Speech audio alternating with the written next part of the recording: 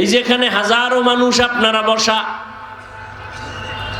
কয়জন মানুষ বুকে হাত দিয়া বলতে পারবেন যে আমি দুনিয়াতে আসার সময় আমার ডান কানে আজান দেওয়া হয়েছে, বাম কানে আরবি ইকামত দেওয়া হয়েছে?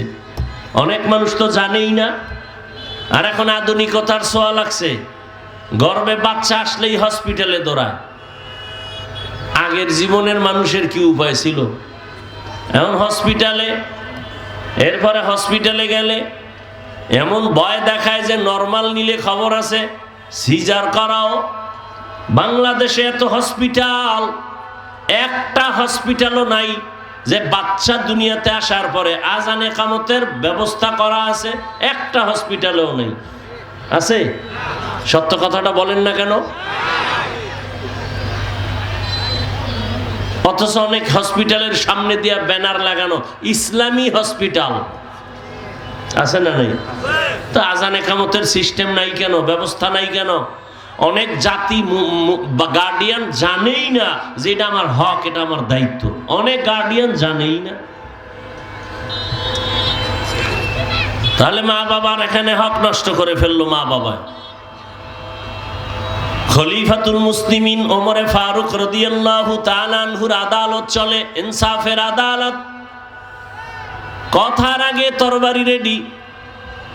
একজন বুড়া বাবা আসছেন ওমরের দরবারে, খলিফাতুল মুসলিমিন, আমার সন্তান আমার হক আদায় করে না, বিচার চাই। ওমর বলে, এটা ইনসাফের আদালত, বুঝো?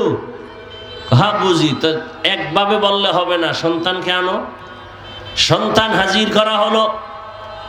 ওমর জিজ্ঞাসা করলো, এই ছেলে, বাবার হক আদায় করো না কেন?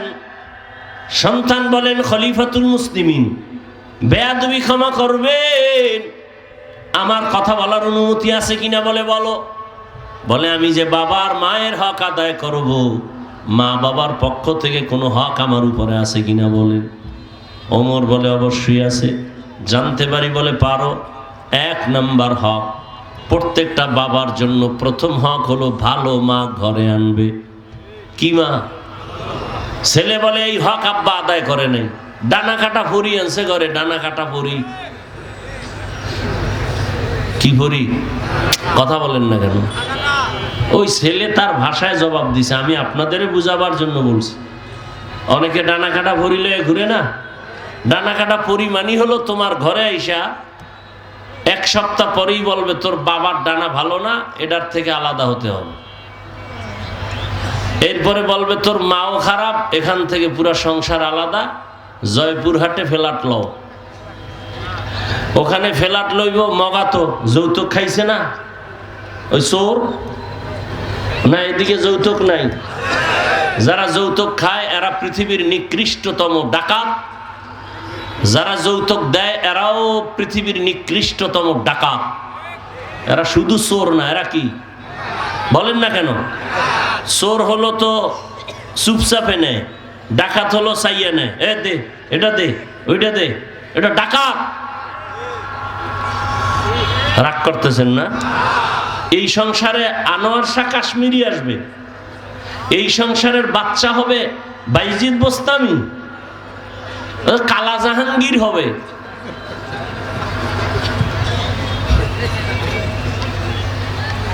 এই জাতিকে আর কোন ভাবে বয়ান করলে বুঝবে আমার জানা নাই। যেই চোরারা যৌতুক খায়, শ্বশুর বাড়ির থেকেও বউয়ের আজীবন গোলামি হয়ে থাকে। কথা বলেন না কেন? যখন জয়পুরহাটে ফ্ল্যাট নিছে না, কিছুদিন পরে কয় তোর ডানাও ভালো না, এইবার সব খাইয়া ওরে ফকির বানাইয়া ও হিজরত করে। বাস নাই নাই নাই। আবার একজনে হাতে তালি দেয়, কি কয়, আদালত তো আইন করছে দ্বিতীয় বিবাহ করতে হলে কোনো বড় বউয়ের অনুমতি লাগবে না। কি নাচনরা দিছে, নাচনের ঠেলায় লঙ্গি ছিঁড়া ফেলাইছে। পরে টিয়নো ডাক দিয়া কয়, টের পাইছো কত ধানে কত চাল? আগে যতটুকু দ্বিতীয় বিয়া সহজ ছিল তার থেকে 99 গুণ বর্তমানে আরো কঠিন করছে। এ খবরই নাই, একটু খবর শুনেই লাভ দিছে। বর্তমানে যে আইন করছে আদালত, আগে দ্বিতীয় বিবাহ যতটা সহজ ছিল তার থেকে 99 গুণ কঠিন করেছে। শুধু কঠিন না, অনেক কঠিন। তো যাই হোক, দায়িত্বশীল আল্লাহর আদালতে দাঁড়াবে। কে দায়িত্বশীল এবং কার উপর দায়িত্ব তার? নবীজি সাল্লাল্লাহু আলাইহি ওয়া আলিহি ওয়াসাল্লাম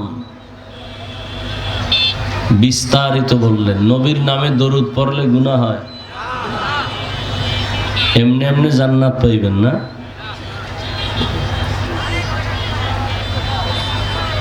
জীবনে কিছু আমল যদি নাও করতে পারেন, ফরজ আমলগুলো, নামাজ, রোজা, এটি ঠিক রেখা দরুদের আমলটাকে আপন বানায় নেন। দুনিয়াতেও দেখবেন বাদশাহ হবেন, আখিরাতেও আল্লাহ বাদশাহ হিসাবে জান্নাত দিবেন। ওই চেয়ারের বাদশাহ হওয়ার দরকার নেই। চেয়ারম্যান আজ আছে কাল নাই, সত্য কথা স্বীকার করেন। এমপি সাহেব আজ আছে কাল, নেতাগিরি আজ আছে কাল। আর যারা রসুলের আদর্শ নিয়ে চলে, আমগো চেয়ারের কোনো মেয়াদি নেই। আমাদের ওলামায়ে কেরামের কোনো চেয়ারের মেয়াদ আছে? কোন দল আসলো আর গেল জানারও কোনো দরকার নেই। এগো পিছনে ঘোরারও কোনো টাইম নেই। মানে এরা দেখা হলেই দোয়া চায়, দেখা হলেই দোয়া চায় যে হুজুর আপনার নাম শুনছি, দেখি নাই, দোয়া করেন। এরা টাকা দিয়ে কিনা যায়? কথা বলেন না কেন? টাকা দিয়ে সম্মান কিনবেন ভোটের আগের রাতে, আর আপনারা সম্মান বিক্রি করবেন ভোটের আগের রাত। না কন কেন? মিথ্যা কথা বলেন কেন? একদল টাকা দিয়ে সম্মান কিনবে, আর একদল টাকায় বিক্রি হবে। এরা একটাও মানুষ না, সব পশুর চরিত্রের অমানুষ। আল্লাহ হেদায়েত দান করুন। টাকা দিয়ে সম্মান কিনলে এক সময় পায় ফুলের মালা, আর এক সময় পায় জুতার মালা। এটা আমগো বাংলাদেশে এই প্রমাণ দেখছেন না দেখেন নাই? 10 তলা বিল্ডিং আছে ঠিকই, কিন্তু জঙ্গলে কলা পাতা বিছায় ঘুমায়। লাভ কি এই বিল্ডিং এর? আছে কোনো লাভ? তো এই বিল্ডিং এর মাস্তানি করে লাভ নেই। ব্যাংকে কোটি কোটি টাকা, চেক বই নাই টাকা উঠাবার, এই টাকার বাহাদুরি করে লাভ কি? এসব হারাম টাকা। ওই বিল্ডিং হারাম টাকার বিল্ডিং। হালাল টাকার বিল্ডিং এ কেউ হাত দিলে ওর হাত বাঁকা হয়ে যাবে, কেউ দখল করতে গেলে ধ্বংস হয়ে যাবে। হারাম টাকা। তুমি যেমন একজনকে মেরে ফেলেছো, তোমাকেও মারার জন্য আরেক বন্ধু রেডি। আল্লাহ হেদায়েত দান করেন।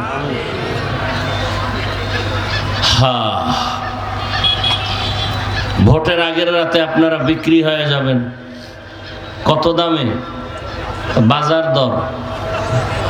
বাজারে একটা মুরগির দাম কত? ভালো মানের 800 থেকে 1000। ভালো মানের একটি ছাগলের দাম 15 থেকে 20,000। একটা গরু কিনলে কত? 1 লাখ ভালো মানের। আর আপনারা বিক্রি হবেন ভোটের আগের রাত্রে, বরকতের টাইম, তাহাজ্জুদের টাইম। বাজার দরে 500 টাকা। কয় টাকা? তার মানে আপনার দাম ছাগলের সমানও নেই। আপনি ছাগল থেকে খারাপ, আপনি গরু থেকে খারাপ, আপনি কুত্তা থেকে খারাপ, আপনি শুকরের চেয়েও খারাপ। দলিল নিবেন 9 পারা সূরা আরাফ। আল্লাহ বলেন কিছু মানুষ আছে, এরা দেখতে মানুষ কিন্তু এরা পশুর চেয়েও খারাপ। আল্লাহ বলেন ওয়ালাকাদ যারানা লিজাহান্নামা কাসীরাম মিনাল জিন্নি ওয়াল ইনসি লাহুম কুলুবুন লা ইয়াফকাহুনা বিহা ওয়া লাহুম আ'য়ুনুন লা ইউবসিরুনা বিহা ওয়া লাহুম আযানুন লা ইয়াসমাউনা বিহা উলাইকা কাল আনআমি বাল হুম আযাল উলাইকা হুমুল গাফিলুন।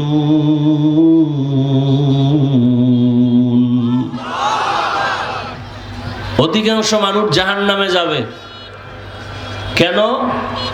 আল্লাহ বলেন আমি তাদেরকে হৃদয় দিলাম, কলব দিলাম, গবেষণা করার জন্য। গবেষণা করে না।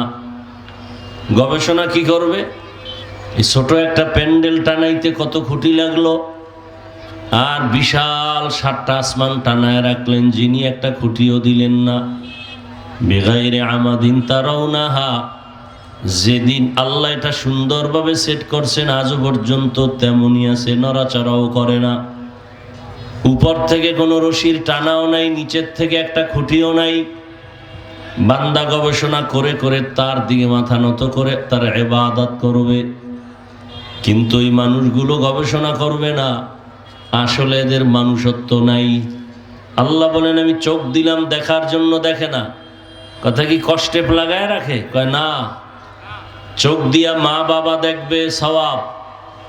চোখ দিয়া বাইতুল্লাহর দিয়ে তাকায় থাকবে, সওয়াব। চক্ষু দিয়া উলামায়ে কেরাম দেখবে, সওয়াব। কোরআনটাকে খুলিয়া তাকায় তাকায় দেখবে, সওয়াব। কিন্তু বান্দা কোরআন দেখে না, মা বাপ দেখে না, বাইতুল্লাহ দেখে না, আল্লাহর কুদরত দেখে না, আলেম দেখে না। এই চোখ দিয়া সারা রাত মোবাইল হাতে নিয়ে শুধু গুনাহ দেখে। এরকম মানুষ নাই? হ্যাঁ, কে দেখে না দেখে চেহারা দেখলেই বোঝা যায়। যাদের কলবের চক্ষু খোলা, এরা কপালে তাকায় বলবে রাত্রে তুই কি কি আকাম করছো, এটা কপালে তাকাইলেই সে বলে দিতে পারবে। যাদের কলবের চোখ খোলা। 40 বছর পর্যন্ত যুবকদের চেহারা নষ্ট হবে না, কোনো ক্রিম লাগবে না, মেডিসিন লাগবে না। 25 বছরের যুবকের চেহারা নষ্ট কেন? তাকাইলে আকর্ষণ লাগে না, মায়া লাগে না কেন? চেহারায় নূর নাই কেন? 1500 বছর আগে রঈসুল মুফাসসিরিন আব্দুল্লাহ ইবনে আব্বাস রাদিয়াল্লাহু তাআলা আনহু বলেছেন, মানুষ গুনাহ করতে গিয়ে সীমা লঙ্ঘন করে ফেললে নগদ শাস্তি 5টা। প্রথম শাস্তি, তার চেহারার নূর থাকবে না। দ্বিতীয় শাস্তি, তার খানায় কোনো বরকত থাকবে না, খাবে আর অসুস্থ হবে, খাবে আর অসুস্থ হয়ে যাবে। কেউ খানা খায় শক্তি অর্জন করে, নামাজে দাঁড়ায়, ঈমান ও আমলের কাজে শক্তি ব্যয় করে, আর কেউ খায় আর অসুস্থ হয়। পেটে সমস্যা, কিডনিতে সমস্যা। এরকম 5টা শাস্তি যদি গুনাহ করতে গিয়ে সীমা লঙ্ঘন করে। আল্লাহ বলেন আমি চোখ দিলাম দেখে না, কান দিলাম শুনে না। শুনে না মানে আমি শুনতে বলছি আজানের আওয়াজ, কোরআন তেলাওয়াতের আওয়াজ, আলেমদের আওয়াজ, এগুলো শুনে নেয়। শুনে গানের আওয়াজ, গীবতের আওয়াজ, মিথ্যা কথার আওয়াজ, গালির আওয়াজ, এগুলো কানে নেয়। একজনে আরেকজনের বদনাম কইলে সে শুনতে মজা পায়। গীবত করা যেমন হারাম, গীবতের কথা লেখাও ফেসবুকে হারাম, এ কথা পড়াও হারাম, এই আওয়াজ বা এ কথা চোখে দেখা হারাম, এই আওয়াজ কানে নেওয়াও হারাম।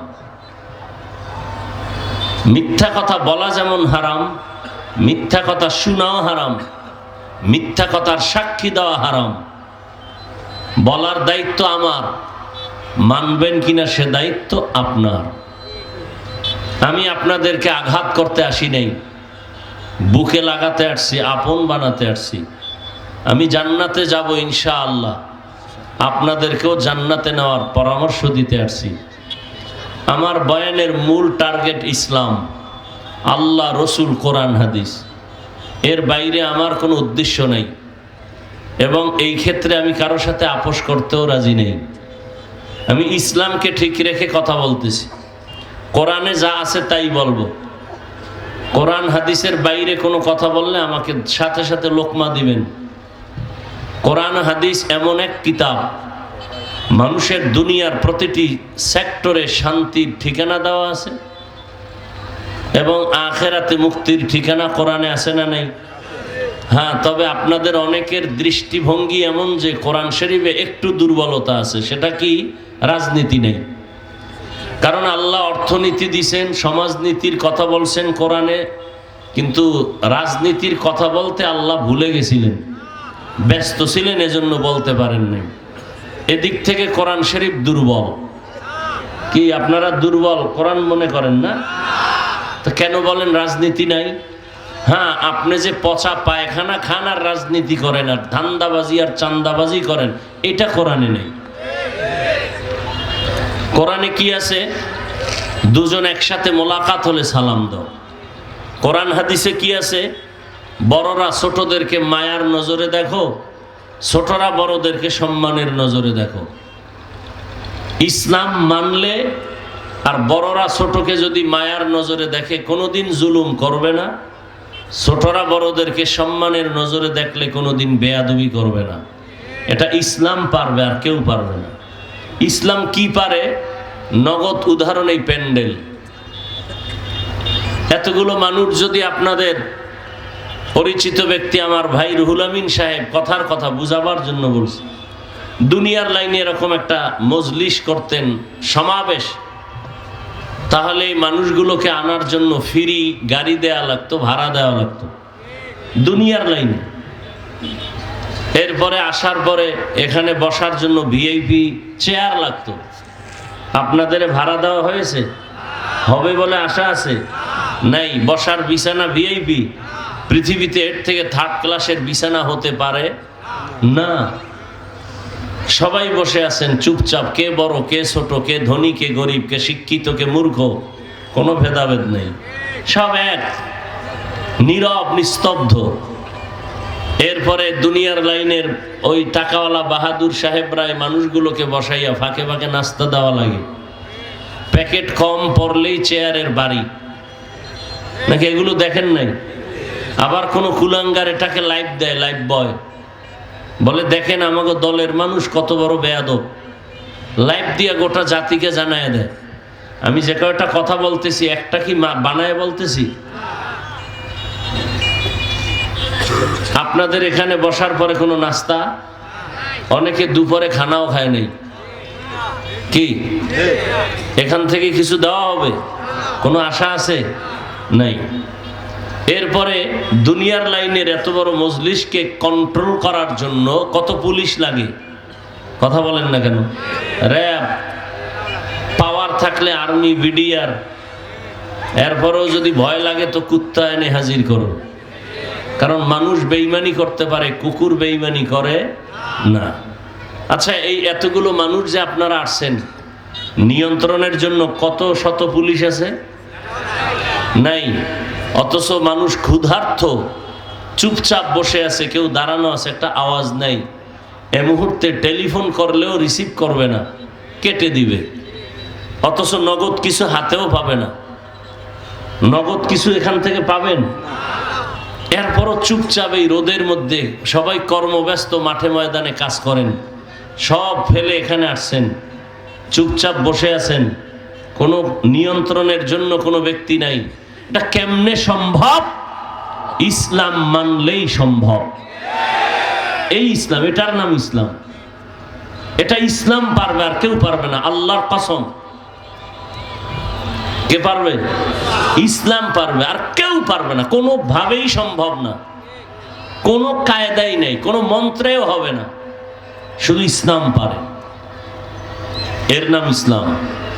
ইসলাম পারে বড় ছোটকে এক জায়গায় বসাতে, কোটিপতি পিছনে দাঁড়ানো, গরিব সন্তান ইমাম, তার কথায় রুকু সেজদা চলে। কোনোদিন প্রতিবাদ করেছে আমি গরিবের কথা শুনবো কেন? ইসলাম এগুলো পারে, আর কেউ পারে না। এগুলো দেখে বহু হিন্দু মুসলমান হয়ে গেছে, যেটা তো আমগো ধর্মে সিস্টেমই নেই, দুনিয়ার কোনো ধর্মে সিস্টেম নাই। ইসলাম এটা পারে, আর এটা পারার পেছনে একটা মেডিসিন আছে। ওই মেডিসিনটা না থাকলে ওরে আর সোজা করা যাবে না। তা আমি বয়ান করি, মক্কা মদিনার ইমাম বয়ান করুক, তাতেও সোজা হবে না, এমনকি রসুল বয়ান করলেও সোজা হবে না ওই মেডিসিন না থাকলে। যেমন রসুল 13 বছর বয়ান করছে, যেই রসুলের চেহারা এক নজর দেখলেই জাহান্নাম হারাম, 13 বছর দেখছে, একসাথে বইয়া খাইছে, এরপরও কালেমা পড়ে নাই। ওই মেডিসিন নাই। যে এত বড় বেঈমানের নাম জানেন না আপনারা? কি নাম? আবু জাহাল, আবু লাহাব, অন্যদিকে 27 বছরের যুবক তরবারি নিয়ে যাচ্ছে রসুলকে জবাই করবে। কয় বছর? তরবারি ফালায় রসুলকে দেখে কালেমা পরে আবার তরবারি নিয়ে দাঁড়ায় বলে ইসলামী হক, ইসলামের বিরুদ্ধে যারা আসো আমার তরবারির সামনে দাঁড়াও। ওই 27 বছরের যুবকের নাম কি? হ্যাঁ, এর নাম হেদায়াত। এই মেডিসিনটা আবু জাহালের মধ্যে নাই, আর ওই মেডিসিনের নাম তাকওয়া। ওই মেডিসিনের নাম কি?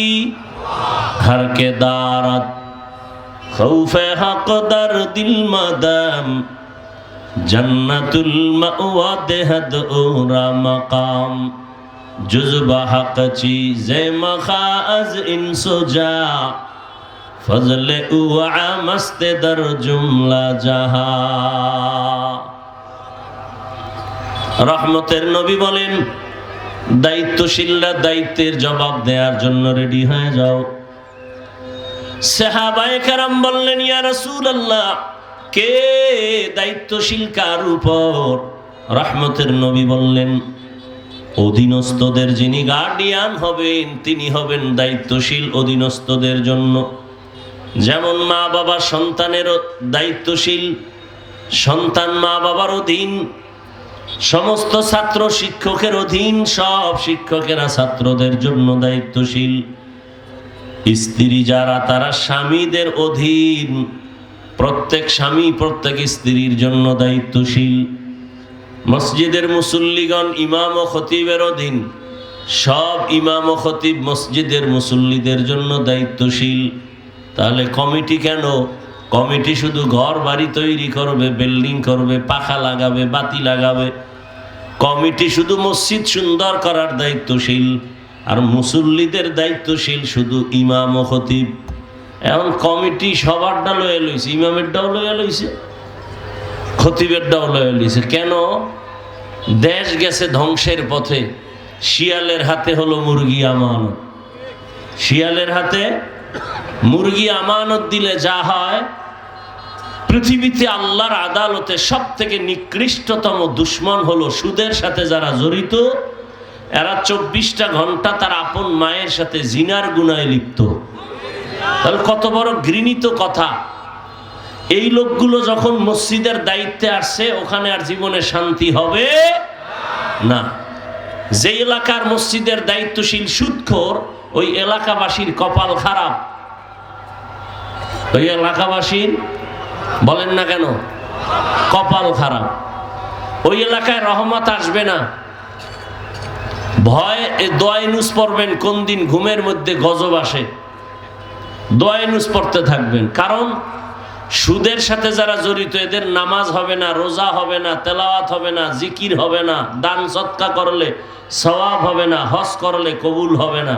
আল্লাহ স্পষ্ট কোরআনে বলেন, তওবা না করে মরে গেলে চিরস্থায়ী জাহান্নামে। এই এলাকায় সুদের ব্যবসা নাই। হ্যাঁ, আল্লাহ হেদায়াত দান করুন। এই কথাগুলো আমরা যদি কোরআন হাদিস, আচ্ছা বলেন তো এই কথা কি কোরআনে আছে না নাই? না, যদি বলেন নাই তাহলে তওবা করবো, এখনই কানে ধরে উঠবস করবো যে না ভুল হয়ে গেছে। অনেকে বলে হুজুর কোরআন হাদিস দিয়া বয়ান করেন, বলে না, বলে না। সে কোরআন কি জিনিস বুঝেও না। কোরআন হাদিস দিয়েই তো বয়ান করলে সুদের বিরুদ্ধে বলতে হয়। কথা বলেন না কেন? কোরআন হাদিসের বয়ান করলেই তো ঘুষের বিরুদ্ধে বলতে হয়। কোরআন হাদিসের বয়ানই তো বেনামাজির বিরুদ্ধে। কোরআন হাদিসের বয়ানই তো বেপরদাওয়ালার বিরুদ্ধে। কোরআন হাদিসের বয়ানই তো চান্দাবাজার ধান্দাবাজের বিরুদ্ধে। কোরআন হাদিসের বয়ানটাই তো জালেমের বিরুদ্ধে। কারণ ইসলাম জুলুম চায় না, মানুষের অত্যাচার চায় না, ইসলাম শান্তি চায়, মানুষের কল্যাণ চায়। এজন্য ইসলাম পৃথিবীতে শ্রেষ্ঠ ধর্ম এমনি না। অর্থনীতি ইসলামের চূড়ান্ত পারফেক্ট এবং পাওয়ারফুল কল্যাণমুখী অর্থনীতি ইসলামী অর্থনীতি। আমরা জানি না, বুঝি না, আলোচনা নাই, এজন্য মন্তব্য করি উল্টা পাল্টা। আল্লাহ হেদায়েত দান করুন। তাহলে মসজিদের ইমাম ও খতিব মুসল্লিদের দায়িত্বশীল,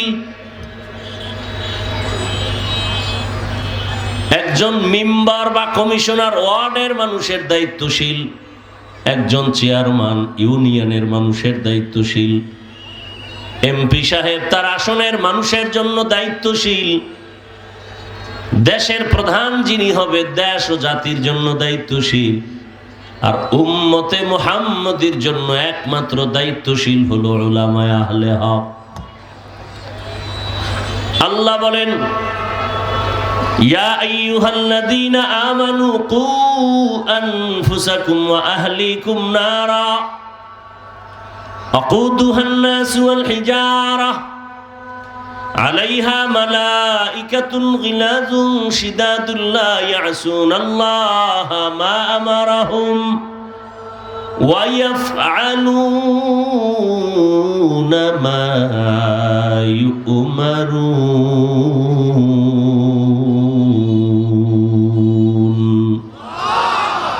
আল্লাহ বলেন, মুমিনেরা জাহান্নাম থেকে নিজেকে বাঁচাও, এরপরের দায়িত্ব আহালকে বাঁচাও।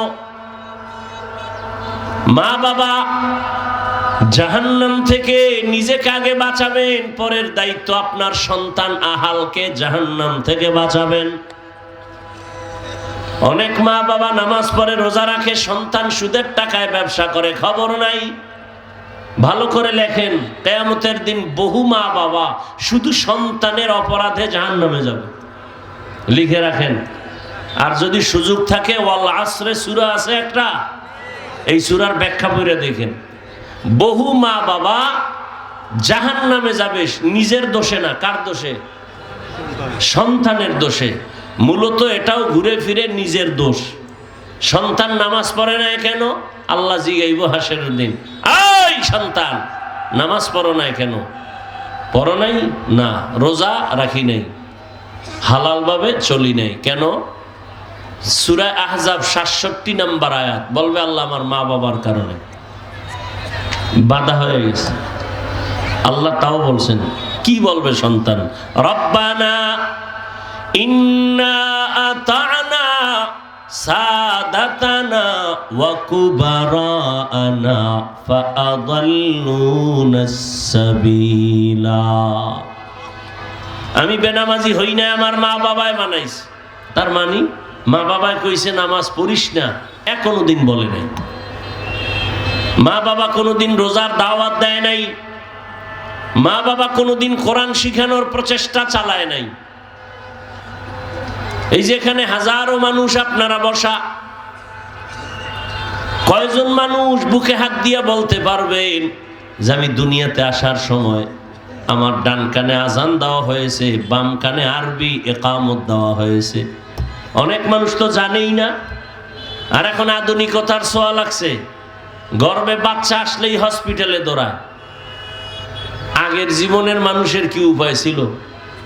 এখন হসপিটালে, এরপরে হসপিটালে গেলে এমন ভয় দেখায় যে নরমাল নিলে খবর আছে, সিজার করাও।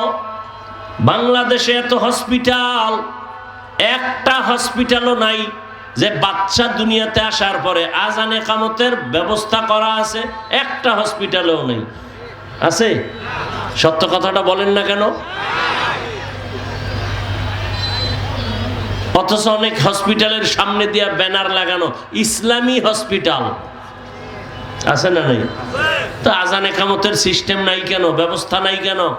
অনেক জাতি গার্ডিয়ান জানেই না যে এটা আমার হক, এটা আমার দায়িত্ব। অনেক গার্ডিয়ান জানেই না। তাহলে মা বাবার এখানে হক নষ্ট করে ফেললো মা বাবা। খলিফাতুল মুসলিমিন ওমরে ফারুক রাদিয়াল্লাহু তাআলা আনহুর আদালত চলে, ইনসাফের আদালত। কথার আগে তরবারি রেডি। একজন বুড়া বাবা আসছেন ওমরের দরবারে, খলিফাতুল মুসলিমিন আমার সন্তান আমার হক আদায় করে না, বিচার চাই। ওমর বলে, এটা ইনসাফের আদালত, বুঝো? হ্যাঁ বুঝি। তো একভাবে বললে হবে না, সন্তানকে আনো। সন্তান হাজির করা হলো। ওমর জিজ্ঞাসা করলো, এই ছেলে, বাবার হক আদায় করো না কেন? সন্তান বলেন, খলিফাতুল মুসলিমিন বেয়াদবি ক্ষমা করবেন। আমার কথা বলার অনুমতি আছে কিনা বলে বলো। বলে আমি যে বাবার মায়ের হক আদায় করব, মা বাবার পক্ষ থেকে কোনো হক আমার উপরে আছে কিনা বলেন। ওমর বলে অবশ্যই আছে। জানতে পারি বলে পারো। 1 নাম্বার হক, প্রত্যেকটা বাবার জন্য প্রথম হক হলো ভালো মা ঘরে আনবে। কি মা? ছেলে বলে এই হক আব্বা আদায় করে নাই, ডানা কাটা পরি আনছে ঘরে, ডানা কাটা পরি। কি পরি? কথা বলেন না কেন? ওই ছেলে তার ভাষায় জবাব দিছে, আমি আপনাদের বুঝাবার জন্য বলছি। অনেকে ডানা কাটা পরি লয়ে ঘুরে না। ডানা কাটা পরি মানি হলো তোমার ঘরে আইসা 1 সপ্তাহ পরেই বলবে তোর বাবার ডানা ভালো না, এটার থেকে আলাদা হতে হবে। এরপরে বলবে তোর মাও খারাপ, এখান থেকে পুরা সংসার আলাদা, জয়পুরহাটে ফ্ল্যাট লও।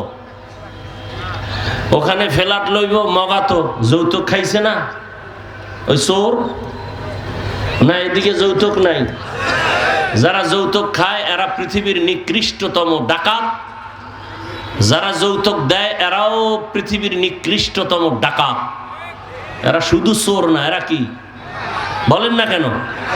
চোর হলো তো চুপচাপে নেয়, ডাকাত হলো চাইয়ে নেয়, এ দে এটা দে ওইটা দে, এটা ডাকাত। রাগ করতেছেন না? এই সংসারে আনোয়ার শাহ কাশ্মীরি আসবে, এই সংসারের বাচ্চা হবে বাইজিদ বোস্তামি, কালা জাহাঙ্গীর হবে।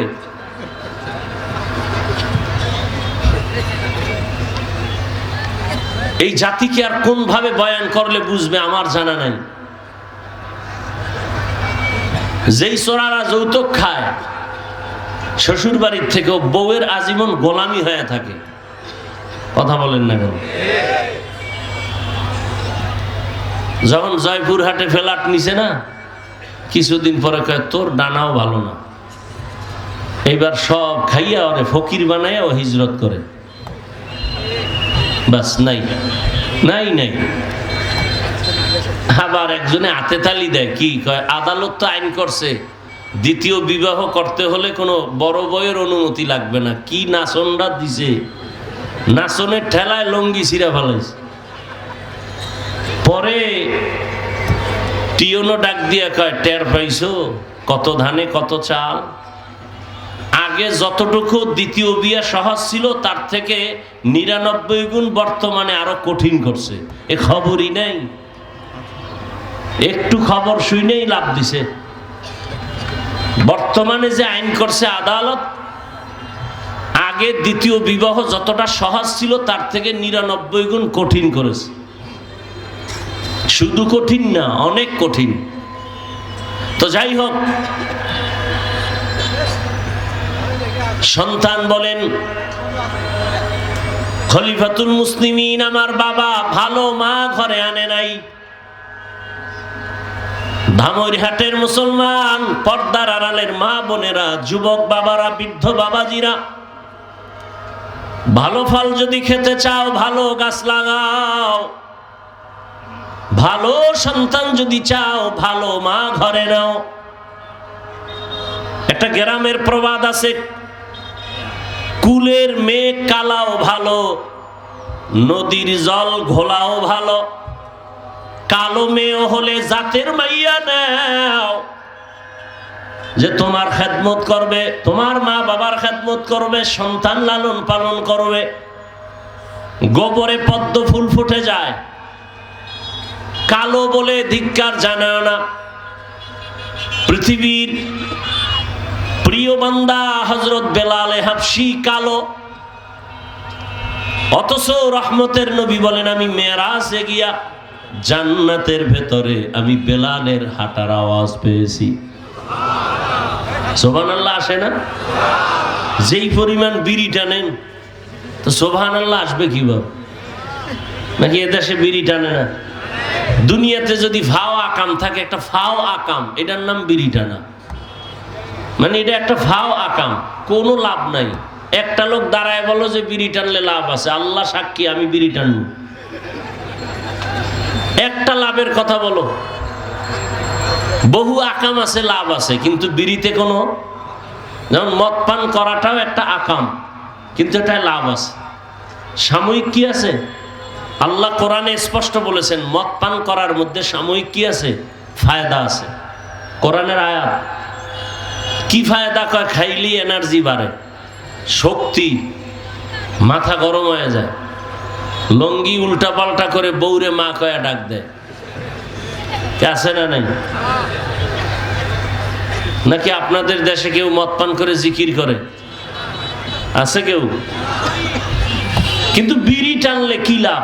চেহারা সুন্দর হয়, হ্যাঁ, ঠোঁটগুলো গোলাপের পাপড়ির মতো লাল হয়।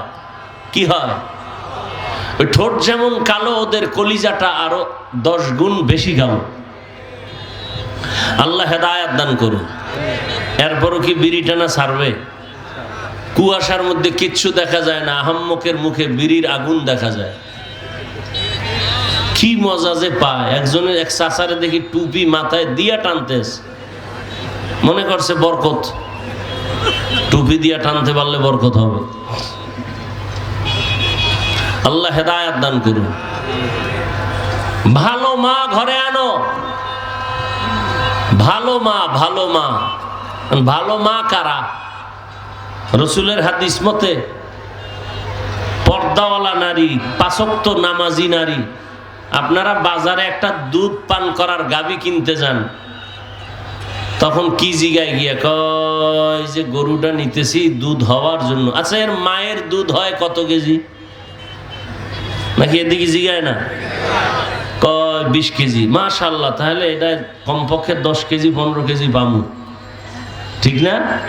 তাহলে একটা গাভীর দুধ পান করার জন্য তদন্ত করে মাকে। আর যেই বউ লইয়া জীবন সাজাবা, ফুলের বাগান সাজাবা, সেখানে গিয়ে একবারও জিগাইলা না ওর মা পর্দা করেনি? যেই মেয়েটাকে নিব আমার ঘরে, এই মেয়ের মা নামাজ পড়েনি। যদি মা নামাজি হয়, পর্দাওয়ালা হয়, তাহলে তার মেয়েও ভালো হবে। জীবনের আর কি? একটা ভালো মেয়ে ঘরে পাওয়া, এর থেকে আর শান্তি কি দুনিয়াতে? ভালো সন্তান রেখে যাবেন, এর থেকে আর শান্তি কি? আমার বাড়ি কই? বাংলাদেশের বাইরে, বঙ্গোপসাগর, কুয়াকাটা। আর আস্তে আস্তে কই আসছি? আর এক কিনারায়। হাজারো মানুষ দুপুরে বসে আছে না খাইয়া। অনেক মহিলারা কয় এই ছেলেটা কার পেটে হইছে? কয় না, এই ছেলের মা জানি কত ধন্য। বলে না? বলে না? তো আপনি এরকম একটা ছেলে বানাইতে পারেন না? আমার মতো হুজুর দরকার নেই, আপনি ডাক্তার বানান।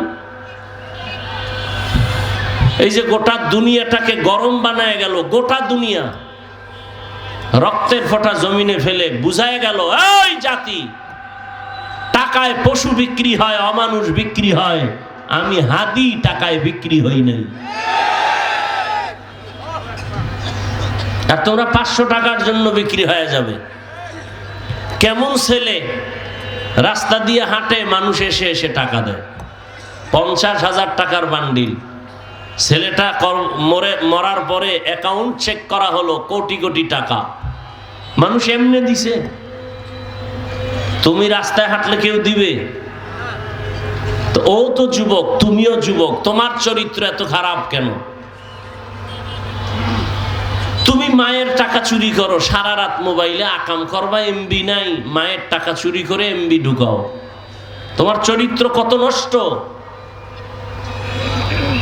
ওই যুবক বলে খলিফাতুল মুসলিমিন, আমার বাবা প্রথম হক আদায় করে নাই। দ্বিতীয় ওমর বলেন, সন্তান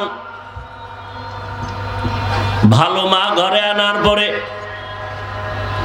আল্লাহর কাছে ভালো সন্তানের দোয়া করা, রব্বি হাবলি মিন লাদুনকা যুররিয়াতান তাইয়্যিবাতান ইন্নাকা সামিউদ দুআ।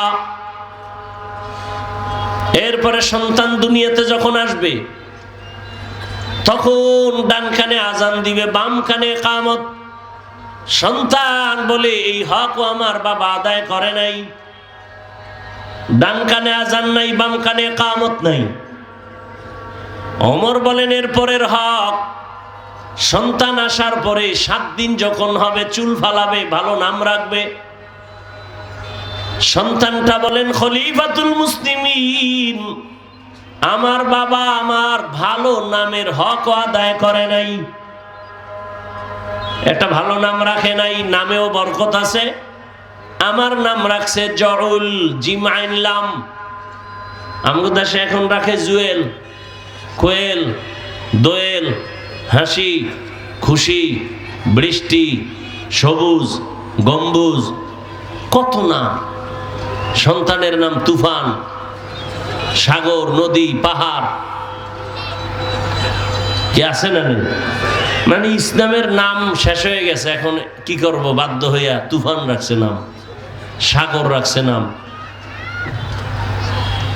এরপর আবার ফ্রি মাইন্ড, কি মাইন্ড? Free mind. বউরে নাম ধরে ডাকে বেবি, বউ আবার নাম ধরে ডাকে হৃদয়। ভাই এমন কেন? কয় ফ্রি মাইন্ড। ছেলে একটা হইছে সাগর, এও আস্তে আস্তে দেখে একজনে আর একজনের বেবি আর হৃদয় কয়, ও শুরু করছে, এই বেবি বাদ দে, এই হৃদয় টাকা দাও। কিছুদিন পরে মাথা গরম হয়ে গেছে, মানুষে যদি শুনে এরকম নাম ধরে ডাকে সন্তান, তো জুতা তো একটাও বাইরে থাকবে না, কি করি? পরামর্শ নিল ঘটকের, উকিল বাবা। আপনাদের দেশে কি কয় যে বিয়া বন্ধনের মাঝখানে যে থাকে ঘটক, আর এক বাটপারি। হেন এর সাথে আবার পর্দা টর্দা বাদ দিয়া সবাই দেখা করে, কয় সে আমার উকিল বাবা, ধর্মের বাবা, ধর্মীয় মা, ধর্মীয় মা, ধর্মীয় বাবা, এগুলি সব হারাম। এইরকম কোনো আত্মীয় স্বজন নেই। আপনি অন্য মহিলাকে ধর্মের মা ডাইকা দেখা করবেন, কবিরা গুনাহ, হারাম। মানবেন কিনা সেটা আপনার ব্যাপার, বলার দরকার আল্লাহ বের করে দিয়েছেন, বলে গেলাম। আমি তার মুখস্থ করে আসি না, কি বয়ান করব? আল্লাহ বের করতেছেন, এগুলো বলতেছি।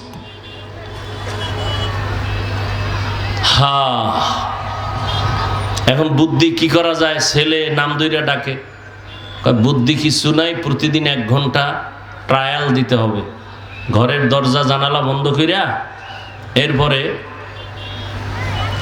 সন্তানটারে মাঝখানে রাইখা একবার তুমি তোমার বউরে মা কয়া ডাকবা, তোমার বউ তোমারে আব্বু কয়া ডাকবে।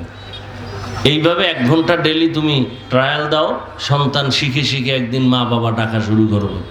এগুলো ফ্রি মাইন্ডের গজব। আছে না নাই? হুজুরের দাওয়াত দিছে ডাল ভাত খাওয়াইয়া, সন্তান অসুস্থ, ভালোই হয় না, দোয়া করার জন্য। হুজুর ডাল ভাত খাইয়া পেট পুরে দোয়া করবে, আল্লাহুম্মা আমিন। ছেলের দোয়া, কয় তোমার বাপ মা সব গোষ্ঠী শুদ্ধ দোয়া করুন। তো মোনাজাতে হাত উঠাইয়া হঠাৎ করে কয়, কি নাম, কি ছেলের নাম কও? কয় সাগর। হুজুর কয়, ভাতটি তুমি ফিরায় নাও, আমি এই সাগরের জন্য দোয়া করতে পারবো না, কারণ এই সাগর আমার 3 বার বাড়ি ভাঙছে, এর জন্য আমার দোয়া সম্ভব না, আমি গেলাম। মইরে গেল, এই সাগরের জন্য দোয়া করব না। একজনের সন্তানের নাম রাখছে বিপদ। কি নাম? এইরকম আউল ফাউল, অথচ সহি হাদিস, কিয়ামতের দিন শুধু একটা নামের বরকতে আল্লাহ জান্নাত দিয়ে দিবেন। আচ্ছা বলেন, আমাদের ইসলামে নামের অভাব, তাহলে গজবওয়ালা নাম রাখলেন কেন? কেন রাখলেন? সন্তান বলে আমার বাবা ভালো নাম রাখে নাই, জরুল রাখছে। নামের একটা বরকত। কিয়ামতের ময়দানে কোনো বাহানা যদি ওসিলা না পাওয়া যায়, আল্লাহর মহাব্বতে একটা নামের বরকতে তাকে জান্নাত দিবেন। কারণ আল্লাহ চান না কেউ জাহান্নামে যাবে। আল্লাহ তাআলা বলেন, আমি চাই না কেউ জাহান্নামে যাবে। এজন্যই আল্লাহ কর্মসূচি দিলেন, ইয়া আইয়ুহাল্লাযীনা আমানুত্তাকুল্লাহা হাক্কা তুকাতিহ, আমাকে ভয় করো, আমার ভয় অন্তরে জমা করো। সাহাবায়ে কেরাম আশ্চর্য, আল্লাহ যত বড়, তার হক আদায় করে কিভাবে ভয় করি? রহমতের নবীও পেরেশান হয়ে গেলেন। আল্লাহ পাক সান্ত্বনার বাণী নিয়ে পাঠায় দিলেন, ইত্তাকিল্লাহা মাস্তাতাতুম। ও রহমতের নবী, আমার হক আদায় করে ভয় করার প্রয়োজন নাই, বরং আপনার সাহাবাদেরকে জানায় দেন সাধ্য মতো যেন আমাকে ভয় করে। বান্দা তুমি সাধ্য মতো আল্লাহকে ভয় করো। এখানে যত মানুষ আপনারা বসা, যদি আমি জিজ্ঞাসা করি আপনারা কারা কারা আল্লাহকে ভয় করেন, সব মানুষ হাত উঁচু করে বলবে ভয় করি, অথচ নামাজ পড়ে না, রোজা রাখে না, পর্দা করে না, অথচ বলে আল্লাহকে ভয় করি। মূল বিষয় হলো আল্লাহর ভয় কি জিনিস আমরা বুঝি না। একটা সন্তান মা বাবাকে ভয় করে, প্রমাণ কি? বলে মা বাবার সামনে অন্যায় করে না। একটা ছাত্র শিক্ষকের ভয় করে, তার প্রমাণ বলে শিক্ষকের সামনে অপরাধ করে না। ঠিক এই দুনিয়ায় যেই মানুষটা আমার আল্লাহকে ভয় করবেন, ওই মানুষটা গলায় ছুরি লাগাবে, দাড়ির মধ্যে অস্ত্র লাগাবে না। আল্লাহর ভয়ে সে গুনাহ ইচ্ছা করে করবে না, নামাজ ছেড়ে দিবে না। ও আমার কলিজার যুবক, তোমার লাইনে যুবকটার কথা একটু আগে বললাম, সারা দুনিয়া পাগল হয়ে গেল তার জন্য, অথচ 5 ওয়াক্ত নামাজি ছেলেটা। শুধু তাই, সত্য কথা বলো যুবক, তোমার এই এলাকার মধ্যে কি, তোমার লাইনের যুবকের মধ্যে কি 5 ওয়াক্ত নামাজি নাই? স্কুলে পড়ে, কলেজে পড়ে, নামাজ ছাড়ে না, র্যাব, আর্মি, পুলিশ, বিডিআর এর চাকরি করে, নামাজি দাড়িওয়ালা। বলো তুমি কেন পারো না? তোমার কপাল কেন খারাপ? তোমার লাইনের যুবক রাস্তায় গাড়ি চালায়, 5 ওয়াক্ত নামাজ পড়ে, তুমি পারো না কেন? তোমার মতো কত যুবক ময়দানে কৃষি কাজ করে, গামছা বিছাইয়া হলেও নামাজ পড়ে নেয়, তুমি পারো না কেন? তুমি ভাবছো কি কোরআন মিথ্যা? একটা দলিল দাও কোরআন মিথ্যার, আমি এখন দাড়ি কেটে ফেলবো, টুপি ফেলে দিব, কোরআন শরীফ জ্বালায় ফেলবো। কারণ কোরআন যদি ভুল থাকে তো আল্লাহও ভুল, ইসলামও ভুল, জান্নাতও ভুল, আর কোরআন ঠিক, সব ঠিক। 1500 বছর পর্যন্ত আল্লাহর কোরআনে আজও পর্যন্ত একটা ভুল কেউ বের করতে পারে নাই, বরং বহু বিধর্মীরা ভুল বের করতে গিয়া কালেমাওয়ালা হয়ে গেছে। ও যুবক বাবা, আমি এতক্ষণ যে বয়ান করতেছি একবারও কিন্তু বলি না আমার মতো হুজুর হও, স্কুলে তালা মেরে মাদ্রাসায় যাও, একবারও বলি না তাবলিগে যাও। বাকি আমি তাবলিগের লাইনের সন্তান, একবারও বলি না কওমি মাদ্রাসায় পড়ো, অথচ আমি কওমি মাদ্রাসার সন্তান। একবারও বলি নাই পীরের কাছে যাও, অথচ আমি পীরের তাজা মুরিদ।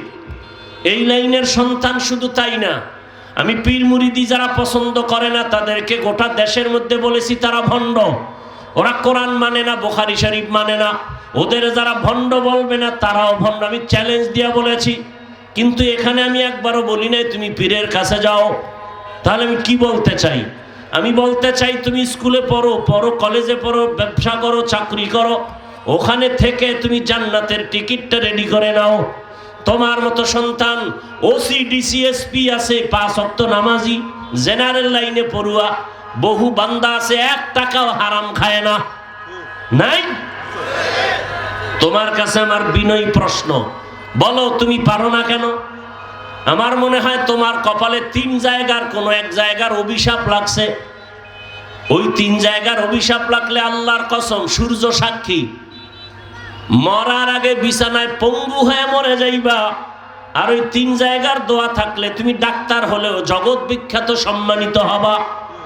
3 জায়গার প্রথম জায়গা মা বাবার দোয়া, দ্বিতীয় জায়গা শিক্ষকের দোয়া, তৃতীয় জায়গা উলামায়ে কেরামের দোয়া। এই 3 জায়গার দোয়া থাকলে তুমি হিরো। এই 3 জায়গার বরদোয়া লাগলে তোমার জিন্দেগি বরবাদ, মরার আগেই তুমি পঙ্গু। ভালো করে বুঝার চেষ্টা করো রে বাবা। আর সুন্দর চরিত্র তোমার অমূল্য সম্পদ। আজকে গোটা দুনিয়ার মানুষ এক ব্যক্তিকে চিনে, ডাক্তার জাকির নায়েক।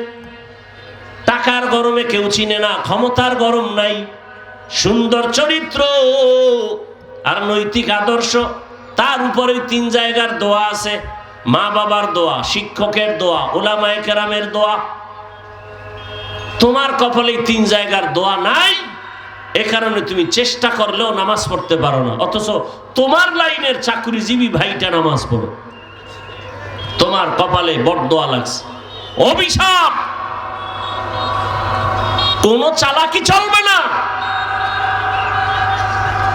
নামাজ না পড়া এক জিনিস, নামাজকে পছন্দ না করা বেঈমান হওয়ার জিনিস। একজনে নামাজ পড়ে না সে মুমিন, আর একজনে নামাজ পছন্দ করে না সে বেঈমান। বুঝলেন কেমনে পছন্দ করে না? কয় নামাজ না পড়লে অসুবিধা কি? বেঈমান।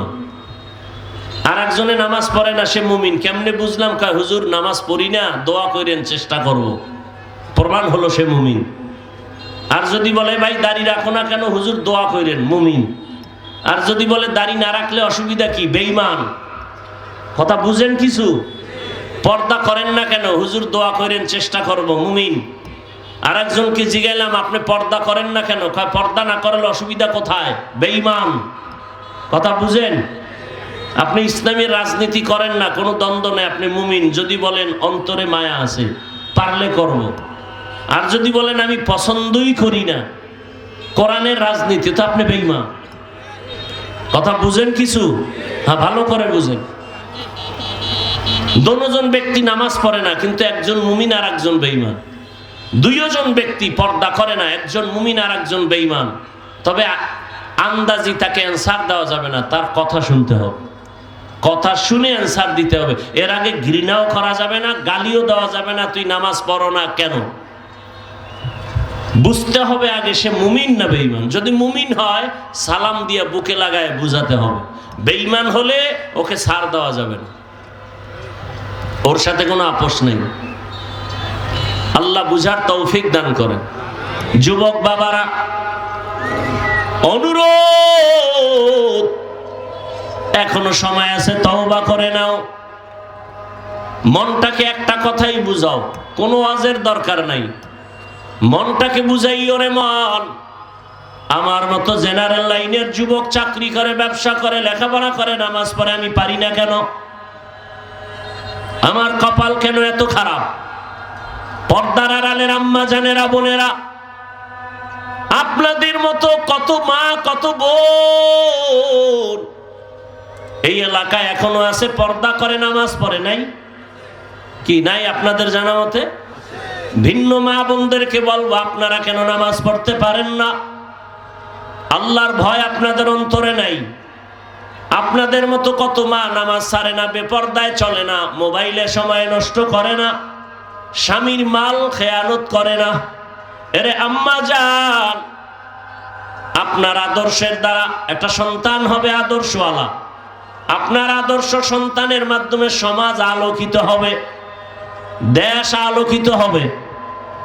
আপনি মার্কেটে মার্কেটে ঘুরবেন আর আপনার চেহারাটা বখাটে, খারাপ মানুষ, বেআমলওয়ালাদের দেখাইয়া আপনার জীবনটাকে ক্ষতবিক্ষত করবেন, এটা তো হতেই পারে না। আপনি পর্দা রক্ষা করে একটা সন্তান ভালো মানুষ বানায় যান, ভালো ডাক্তার বানায় যান, আদর্শবান ইঞ্জিনিয়ার বানায় যান।